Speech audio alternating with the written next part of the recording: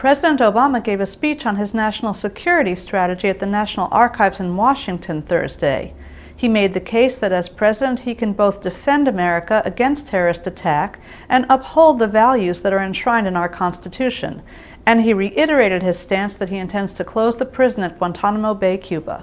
Rather than keeping us safer, the prison at Guantanamo has weakened American national security. It is a rallying cry for our enemies. It sets back the willingness of our allies to work with us in fighting an enemy that operates in scores of countries. By any measure, the cost of keeping it open far exceed the complications involved in closing it.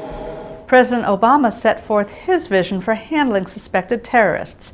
Some may be sent back to their home countries. Some may go to American prisons and be tried in American courts. But some pose a difficult challenge for the president.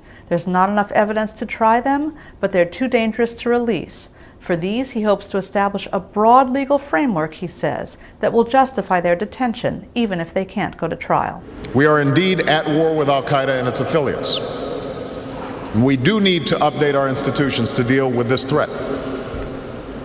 But we must do so with an abiding confidence in the rule of law and due process. Soon after he was done, former Vice President Dick Cheney laid out his vision in a competing speech across town at the American Enterprise Institute. And here's the great dividing line in our current debate over national security. You can look at the facts and conclude that the comprehensive strategy has worked and therefore needs to be continued as vigilantly as ever. Or you can look at the same set of facts and conclude that 9/11 was a one-off event, coordinated, devastating, but also unique and not sufficient to justify a sustained wartime effort. Whichever conclusion you arrive at, it will shape your entire view of the last 7 years and of the policies necessary to protect America in the years to come.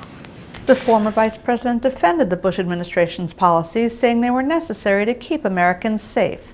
His speech addresses a broad national divide in the handling of terror suspects. Mr. Obama will have to address these issues when he considers closing the prison at Guantanamo Bay. He's set a January 2010 deadline for shutting it down.